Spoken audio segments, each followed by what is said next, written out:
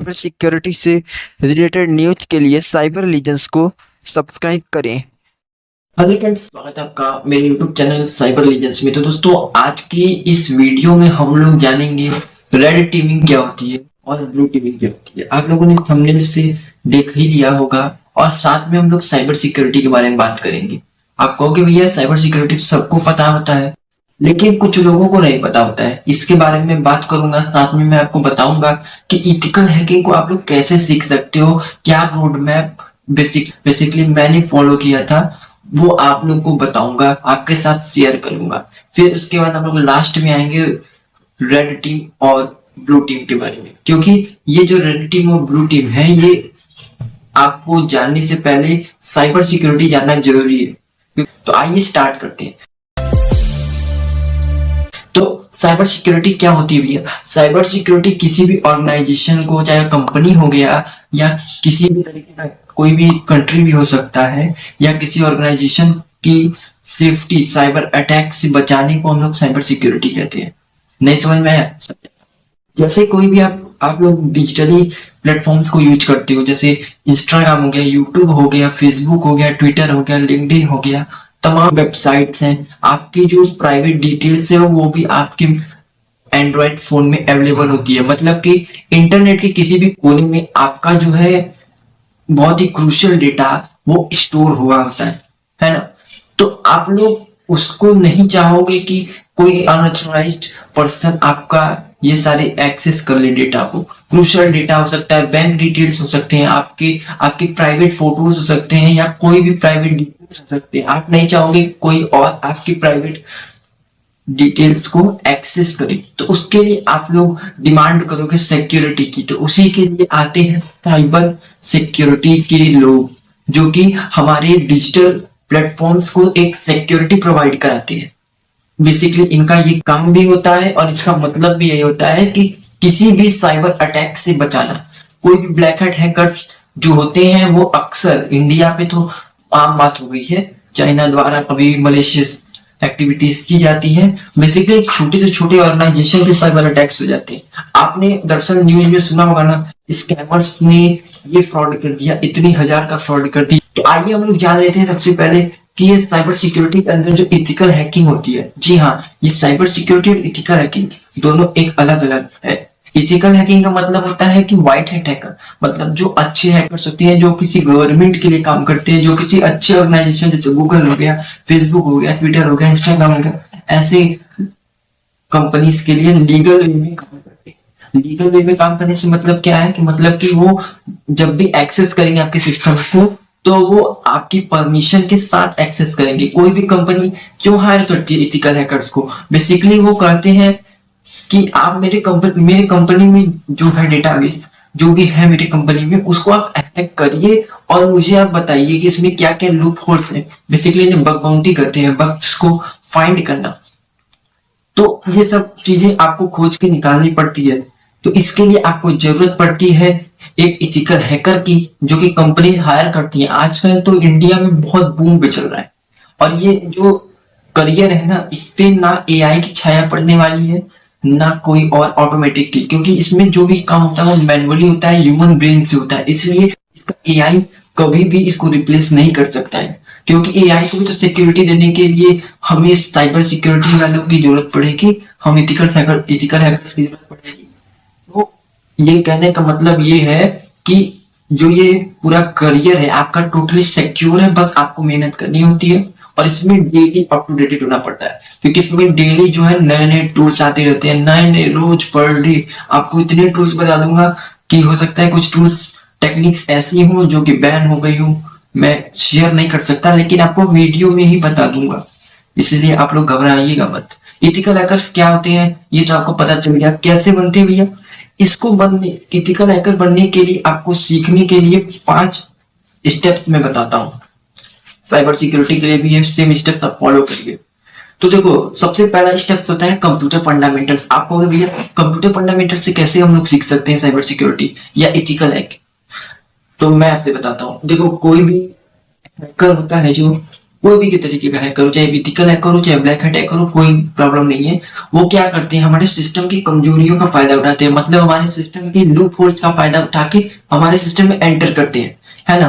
तो उसके लिए क्या करते हैं, ये लोग कंप्यूटर के फंडामेंटल्स जानते होंगे तभी तो, मतलब कि कंप्यूटर के कुछ बेसिक यूजर्स तक को नहीं पता होती है, वो उतने अंदर तक डीप में घुस जाते हैं। तो आपको कंप्यूटर फंडामेंटल्स ही जब नहीं पता होगा, जब बेसिक चीज ही नहीं पता होगी, आप लोग कैसे एक सर्टिफाइड हैकर बन सकते हो।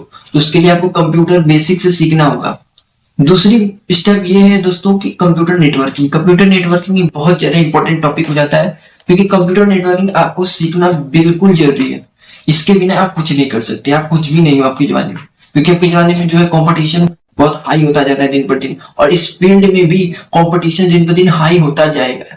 और इसमें आपको सैलरी तो भाई 12 लाख 13 लाख ऐसे पर एनम मिलेंगी, पर ईयर की मैं बात कर रहा हूँ 12 लाख जी। तो ये जो करियर है इसमें आप बिल्कुल सेफ हो, बट इसमें आपको मेहनत करने की जरूरत पड़ेगी। आप लोगों को एथिकल हैकिंग की करियर में ये दूसरा स्टेप नेटवर्किंग जरूर सीखना चाहिए। नेटवर्किंग में क्या होती है भैया, टीसीपी हो गया, यूडीपी हो गया, ओएसआई मॉड्यूल्स हो गए, और एचटीटीपीएस, ऐसे कई सारे टॉपिक्स हैं जो कि हमारा कोर्स आएगा, वो सब आपको कवर करेगा, ठीक है। और जो जो मैं बता रहा हूँ वो सभी कोर्सेज भी मैं लेके आ रहा हूँ। अब मैं तीसरे स्टेप की बात करता हूँ, वो है लिनक्स।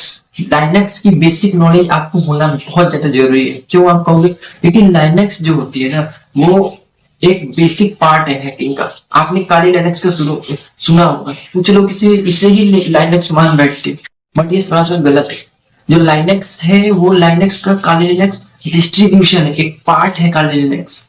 ब्लैक आर्च भी लाइनक्स बेस्ड ओएस है, ऑपरेटिंग सिस्टम है, और लाइनक्स जो है वो लाइनक्स का डिस्ट्रीब्यूशन है। तो आपको लाइनक्स की एक बेसिक अंडरस्टैंडिंग होनी चाहिए। अब बात करते हैं इसमें जो है चौथा पॉइंट, वो है प्रोग्रामिंग लैंग्वेजेस। आप में से मुझे काफी लोग कहोगे कि भैया प्रोग्रामिंग लैंग्वेजेस तो सीखना कोई इंपॉर्टेंट नहीं है, तो मैं आपसे कहूंगा भैया प्रोग्रामिंग लैंग्वेज सीखना बहुत ज्यादा इंपॉर्टेंट है। क्यों है आप कहोगे, तो मैं बताता हूँ। आप अगर नहीं सीखोगे तो भी आप एथिकल हैकर बन जाओगे, लेकिन शॉर्ट टाइम में, क्योंकि आजकल ऐसे मेथड आ चुके हैं जिन्हें आप लोग बिना प्रोग्रामिंग लैंग्वेजेस की जानकारी के नहीं सीख सकते। आपका सवाल होगा भैया प्रोग्रामिंग लैंग्वेज तो कैसे सीखे हम लोग, कौन कौन सी प्रोग्रामिंग लैंग्वेजेस सीखे। तो मैं सबसे पहले बताऊंगा आपको सी लैंग्वेज। सी लैंग्वेज क्यों सीखना चाहिए, सी लैंग्वेज इसलिए सीखना चाहिए क्योंकि ये पुराना लैंग्वेज है, और साथ में ये आपको बिल्कुल डीप में ले जाता है, मेमोरी लोकेशन तक, मतलब समझ रहे हो, मेमोरी तक आपको बिल्कुल डीप में पढ़ इसमें ले जाता है आपको, इसलिए आपको सी प्रोग्रामिंग लैंग्वेजेस सीखना चाहिए। नेक्स्ट है पाइथन। पाइथन जो है आपका बहुत ज्यादा ट्रेंडिंग पे चल रहा होगा, आप लोग में से काफी लोग पाइथन के बारे में जानते होंगे। इसकी ऐसी लाइब्रेरीज हैं जिनकी मदद से हम लोग अपने टूल्स बना सकते हैं, वो भी बहुत खतरनाक टूल्स। साथ में एआई आजकल आ गया है, एआई को मर्ज करके एक इतना खतरनाक टूल बना सकते हैं कि हमारे सिस्टम को जल्दी कोई हैकर हैक नहीं कर पाएगा।